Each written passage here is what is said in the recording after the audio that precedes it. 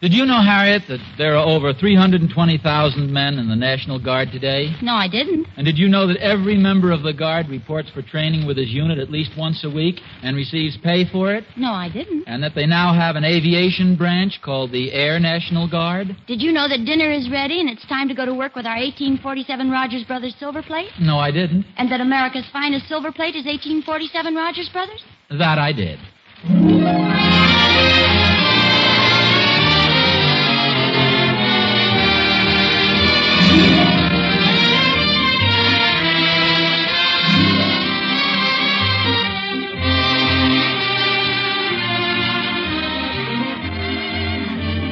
America's finest silver plate is 1847 Rogers Brothers.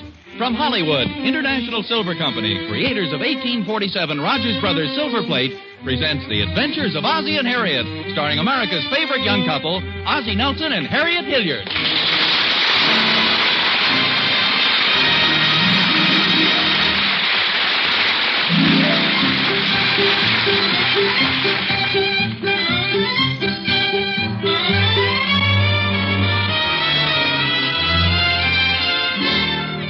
Say, there's excitement in the air. A mysterious change has taken place in the vicinity of 1847 Rogers Road. Remember the friendly old elm tree in front of the house? Well, it doesn't look friendly anymore. The full moon shining through it, and on one of the bare branches, there's a big black owl. And the old dependable weather vane on top of the garage. Gee, it looks different now. I'm not sure if it's a weather vane or not, the way the shadows fall. Could be a witch on a broomstick. Oh, it's spooky out tonight. In the Nelson kitchen, there's an atmosphere of feverish activity and excited preparations. What are you looking for, David? We're trying to find some paper bags, big ones. Well, look in the bottom drawer there. There, that's a good one, Ricky. Yeah, but what do I do with the potatoes? No, not that drawer, Ricky, on the other side. Hey, what's going on out here? We're getting some paper bags. It sounded like you were taking the kitchen apart. Halloween, boy. We're going to have fun tonight, Pop. Yeah, looks plenty spooky out to me. What do you have there, dear? Oh, I was just rummaging around upstairs a bit, and I thought the boys might make a costume out of these old work pants. Gee, Pop, they're pretty dirty. Not only that, dear, they're covered with paint. Well, what do you expect, Harriet? I wore them when I painted the breakfast nook. I think you did a better job on the pants than you did on the breakfast nook. How about you, Ricky? Would you like to be a painter? Will you get your white cap and stick a couple of brushes in your belt? Golly, Pop, those pants are pretty big. Oh, I don't know. Let's see how they look on you. Here, step into them. Put your foot in there. Yeah. Now the other foot. Yeah, now pull them up. Oh, that's a wonderful costume. The Headless Painter. Anyhow, Pop, we don't need costumes. We got masks. That's enough. Well, you suit yourself. We used to wear costumes when I was a kid. That's just for little kids, Pop. Me and David are going trick or treat. Trick or treat? Sure. We ring a guy's doorbell and say trick or treat. If he doesn't give us cookies or something, we let him have it. There you are, dear. That's Halloween, 1948. Sounds more like Chicago, 1925. It's a lot of fun, Pop. Didn't you used to do that when you were a kid? No, David, as I recall, we used to go in more for the real spirit of Halloween. You know, the spooky, scary stuff. What do you mean, Pop? Oh, I mean, we'd find some old haunted house and go prowling around looking for ghosts and stuff. You sure were brave, Pop. Oh, not necessarily, David.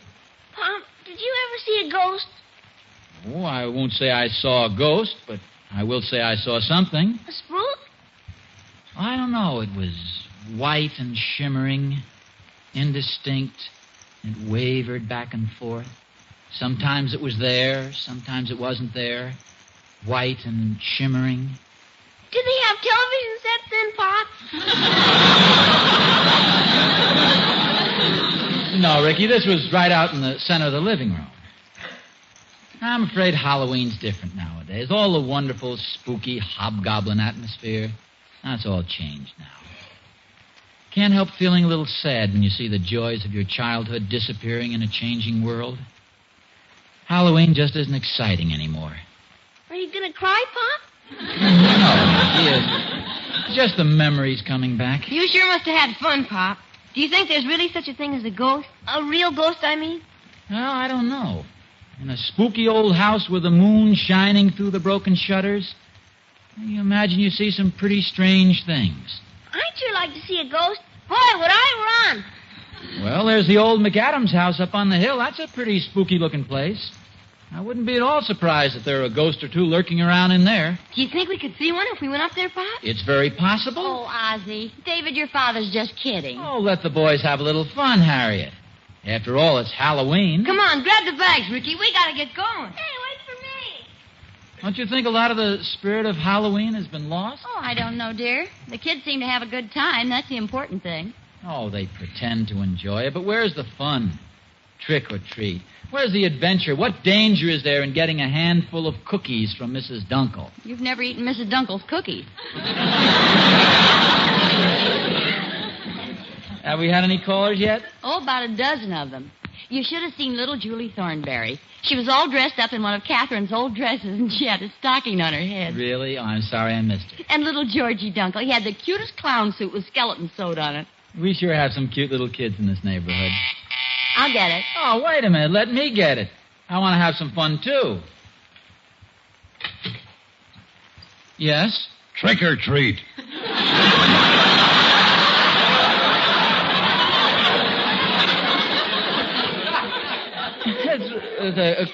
Wait a minute. Aren't you a little big to be playing trick or treat? Trick or treat. How old are you? 53. Who ever heard of a grown man playing trick or treat? Well, my little boy's over on the next block. I'm just helping him out. You don't even have a costume. What do you think I am, a child? Come on, trick or treat. It's a little unusual. What happens if I don't give you a treat? Well, I sneak back later and ring your doorbell. So what? Then when you answer it, I punch you in the nose. Come on, trick or treat. It's really funny. Here are some cookies. Only 3? Well, they've got to go around. There are other children, too, you know. Okay. Oh, they're chocolates. My kid likes chocolate cookies. Thanks. Well, that's all right. How old is your little boy? 25.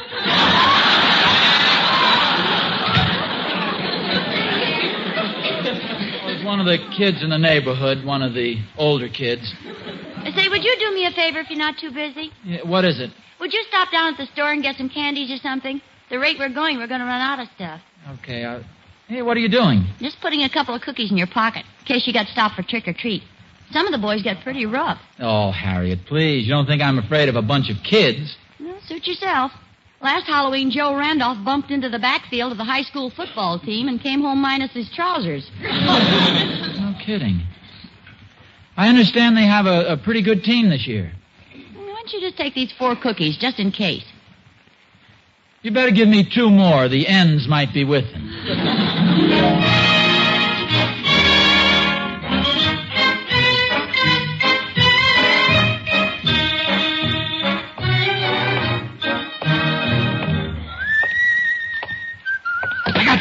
Let go, don't tear my pencil. The cookies were in my pocket. They're very nice cookies. Wonderful cookies. What's this about, cookies? Oh, it's you, Thorny. What a corny trick, hiding behind the head. Oh, just keeping in the spirit of Halloween. You should see what I did to Dunkel a little while ago. Did you scare him? What did you do? I sneaked up on his front porch, rang the doorbell, and ran like the dickens. He didn't know what to think. Then when he went in the house, I went around to the back and started rattling the back door. Oh, boy, was he scared. What else did you do, Thorny? Well, I waited a few minutes, and I tapped on the window and moaned like this. Ooh. And I rattled the door again, and I moaned some more. Then I began pounding on the side of the house. Yeah. And then what? Then the police came. That Dunkel just has no sense of humor. Did the police do anything to you? No, just told me to stop annoying people. They took my soap away, too. You're just a big kid at heart, aren't you, Thorny? Well, it's all in fun, Oz. What's Halloween nowadays? Nothing happens. My boy Will's out playing trick or treat. David and Ricky, too. Somehow Halloween sort of lost the old kick. Yeah, it sure isn't like it was when we were kids. You know, there was an old haunted house in our town, and every Halloween us kids used to go prowling through it. Really spooky. Sure, that's the real spirit of Halloween. Now, you take the old McAdams place up on Franklin Avenue. There's a perfect haunted house. There's some way to sneak in there. You mean you go in there at night? Oh, sure. Why not? Oh, no reason. I just never cared for the looks of the place myself. Those grotesque chimneys, staring windows. Sort of gives me the creeps. Barney, you're kidding. No, I'm not, Oz. There's something frightening about it. Especially at night. What an imagination. Well, I've got to get down to the drugstore. I promised Harriet I'd get some candy and stuff. Okay, Oz. See you later. Say, when you go by the McAdams place, don't let the ghosts get you. Oh, that's right. I go right by there, don't I? Yes, sir. Not afraid, are you, Oz? Oh, Thorny, cut it out. If you walk down the store with me, I'll buy you a soda. Hey,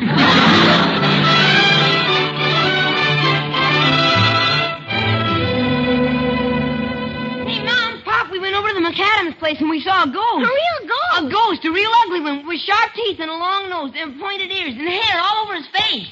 And first we thought it was Pop.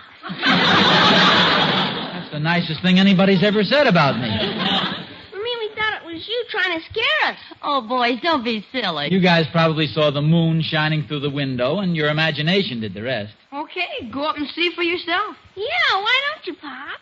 Yeah, why don't you, Pop? Well, I'd be glad to, except I promised to take your mother to the movies. Since when? Well, that is, I've been thinking about it all day. There's a wonderful triple Halloween show at the Bijou. The Son of Frankenstein, Dracula's Daughter, and A Date with Judy. I wasn't counting on the movies, dear. In fact, I'd much rather you'd go up and give us a report on the ghost. Oh, it's so silly. Go ahead, Pop. Have some fun. Go ahead, dear. Well, okay. If it makes you happy, I'll go up and visit the haunted house. Hooray for Daddy! I thought for a minute there you were getting scared, Pop. Oh, David. Oh, just remember this, boys. There's not a cowardly bone in your father's body. Of course, every now and then the meat around them gets a little jumpy. Meet around. What am I laughing at?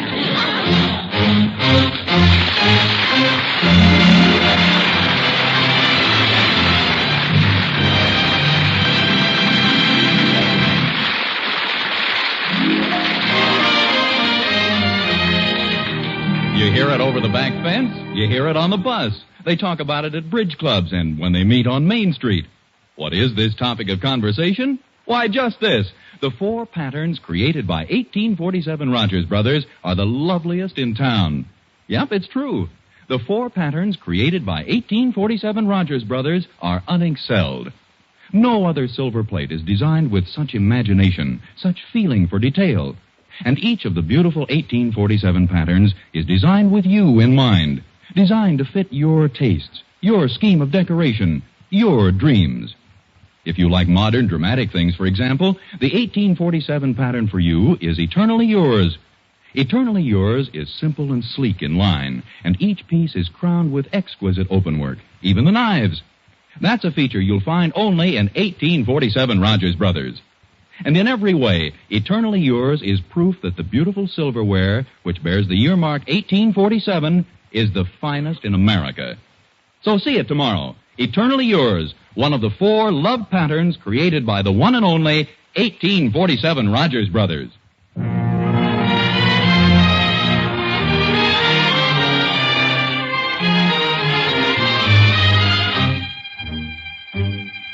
Warning to all ghosts. Beware, Ozzie Nelson will get you if you don't watch out. Yes, indeed, Ozzie Nelson, arch enemy of all ghosts, goblins, spirits, and similar supernatural phenomena, is on the march. Target for tonight. The ghost that walks in the old McAdams house. See the courageous Ozzie as he strides firmly across the porch of 1847 Rogers Road. Chin up, flashlight swinging at his side. Down the steps, down the walk. And now he stops. Every muscle tense, eyes alert, nose twitching. A white, filmy object moves out of the darkness. Who's there? It's me, Mr. Nelson. Oh, hello, Emmy Lou. I came over to show you my Halloween costume. I'm going to a party. Where are you going, Mr. Nelson? Oh, I'm on an errand for the boys.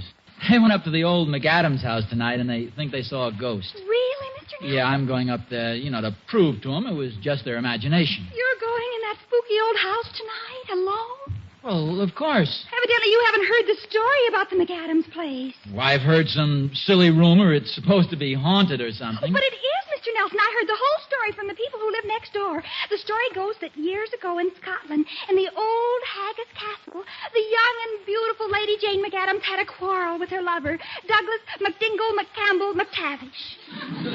A Scotchman. Yes, much. Well, anyway, Lady Jane pushed her lover, Douglas McDingle McCampbell McTavish, down the stairs. Down, down, down he went, his head banging on each stone step.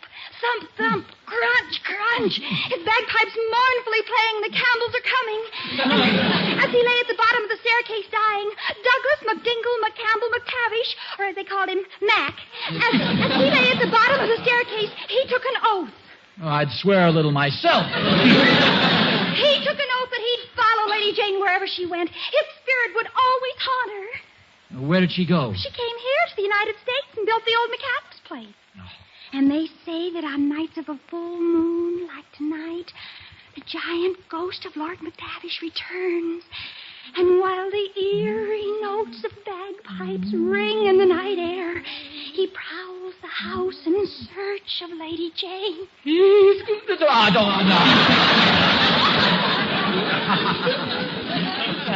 It makes a good story, but nobody in his right mind would believe it. Well, you believe it, don't you, Mr. Nelson? Yes, but I'm not. Of course, it's a lot of nonsense. Okay, Mr. Nelson, but remember, if you go up there tonight and see the ghost and get a terrible fright and drop dead, don't come around saying I didn't warn you. Happy Halloween!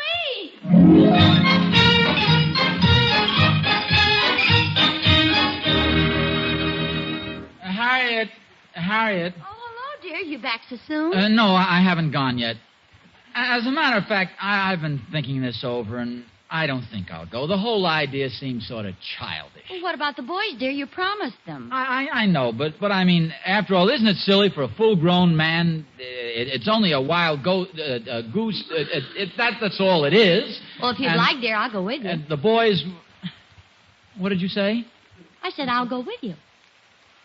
There are times, Harriet, when a man likes to be alone. Oh. Well, all right, dear. Get your coat. This isn't one of those times.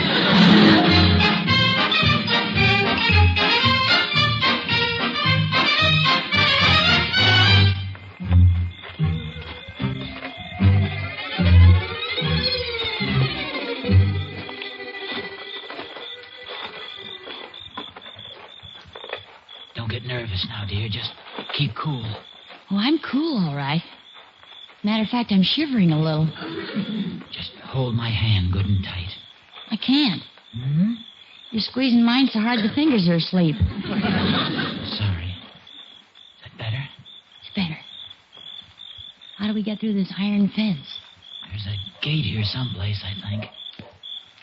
It'll probably be bolted and spoil all our fun. They usually have a huge lock on these things and thick chains.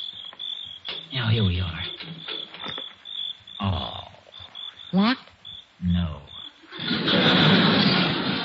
Well, push it open. Here, will you take the flashlight a second? Thanks. And the baseball bat, too.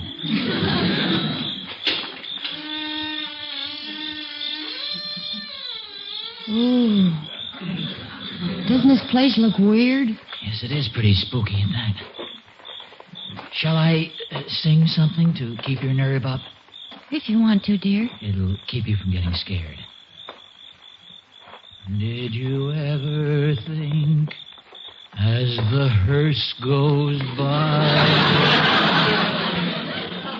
someday you are going to die? There's a spook in the meadow. Dear. Shh. It might frighten the ghosts.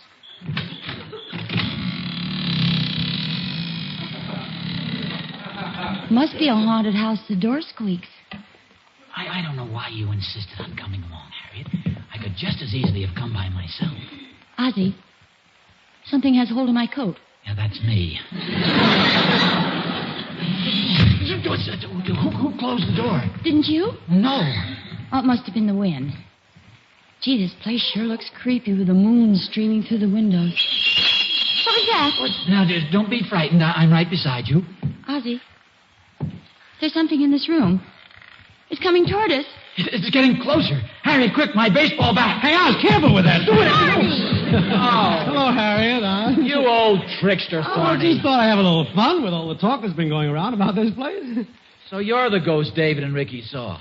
I should have guessed by the description. You should have a bagpipe, though, Thorny. A bagpipe? Well, sure, haven't you heard? This place is supposed to be haunted by a Scotch ghost who plays the bagpipe. And each night he comes down the stairs playing some old... Well, you do have one, Thorny. Where is it? Oh, you sure play awful. Worse than you think. I don't play at all. But I hear a bagpipe. Listen, I can hear it plain as day. Ozzie, up there, the head of the stairs. The ghost! The ghost of Lord McTavish. Well, we've seen it. Let's go. Now, let's all keep calm about this. We'll just be quiet. Oz, let's push it. It's getting late, Thorny. Let's get out of here. Ozzie, you're carrying my coat. Wait! Oz, the door won't open. I keep turning my hand on it. Won't open. Stop it, Thorny. You've got hold of my nose. This way, boys. Thorny, the door's over here. Follow me. I'll make one of my own.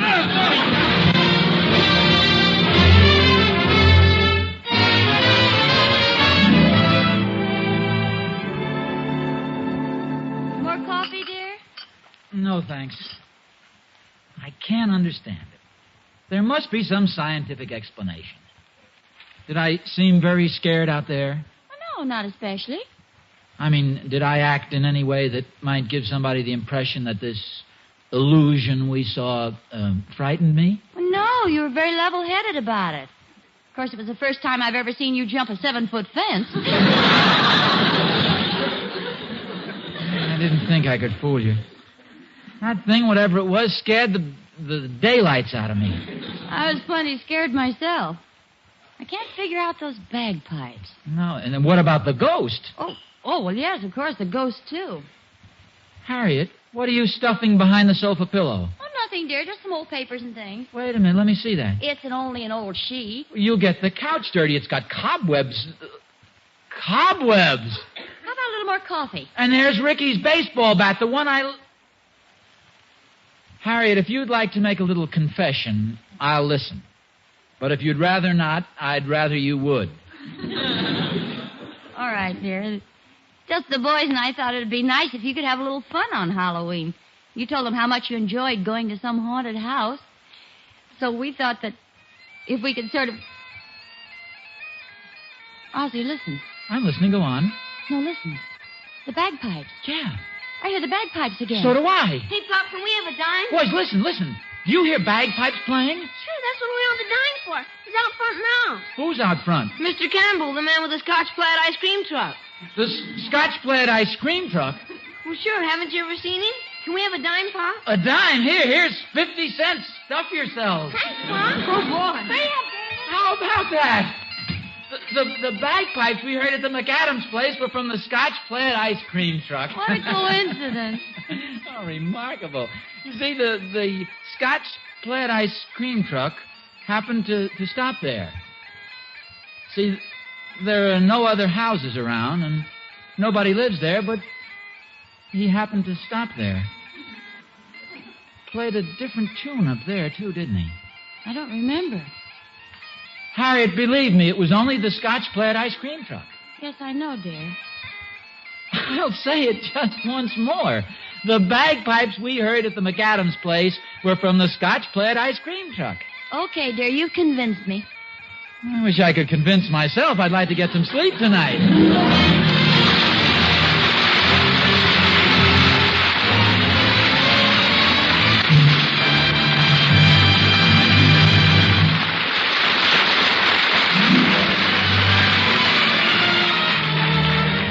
Ozzie and Harriet will be back in just a moment. Well, I don't know how you feel about it, but I kind of hope the bagpipe music didn't come from the Scotch plaid ice cream truck. Because that's the way Halloween ought to be. Lots of mysterious tapping at every window, witches riding through the air, spirits in every tree. I've already had a message from the Halloween spirits, Mr. Smith. Last night on my way down Rogers Road, a voice spoke to me suddenly out of nowhere. Honest? What did it say? Beware. If you don't give us a special treat on Halloween, we'll spirit your new set of 1847 Rogers Brothers away from you.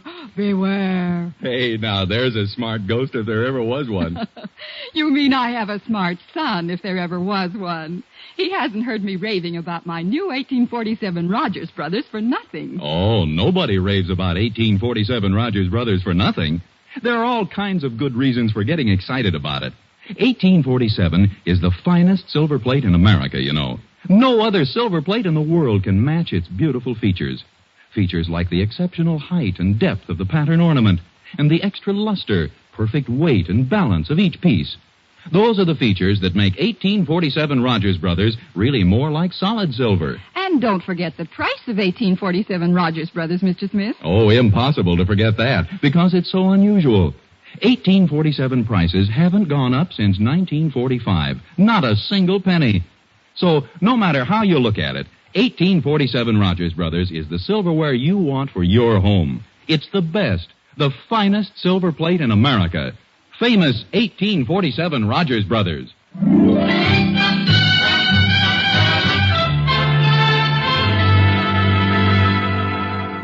Oh, come on, dear. Put out the light. Let's go to sleep. In a few minutes, Harriet. I just want to finish this article. Debunking the spook. Debunking the spook? Yeah, the man who wrote it spent the night in a house that was supposed to be haunted. As I sat there in the darkness, I could hear the clock in the village striking 12. Now was the witching hour. If ever the dead lived, now was the time they must rise from the grave. I stood up and dared the ghost to appear. I said, if you were a ghost, I dare you to strike me dead. Silly article. What happened next?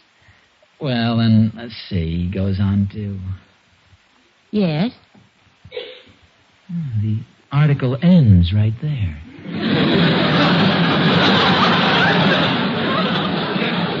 Oh, come on, dear. I'm tired. I want to go to sleep. You know what might be fun? Let's sleep with the lights on tonight.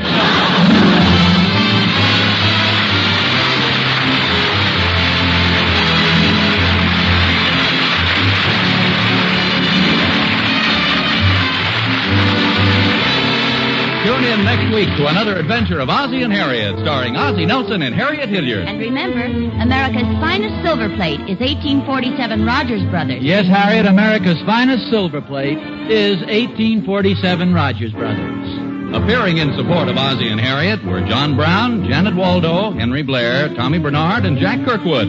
Original music was composed and conducted by Billy May. This program originates in the Hollywood studios of the National Broadcasting Company and is also broadcast over the Trans-Canada Network of the Canadian Broadcasting Corporation. This adventure of Ozzie and Harriet will be transmitted to our men and women overseas by shortwave and through the worldwide facilities of the Armed Forces Radio Service. The Campbells are coming. No, Lord McTavish. Ozzie? It's a ghost. Ozzie, wake up! Gee, what's all the racket, Mom? Daddy's having a nightmare. Is that what he's doing? That noise really scared us. Well, it frightened me, too. Okay, now we're even.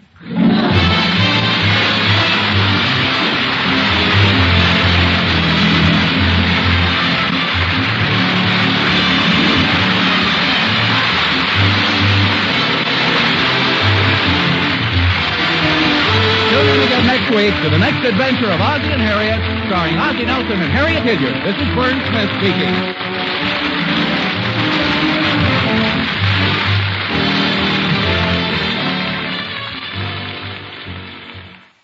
This is NBC, the National Broadcasting Company.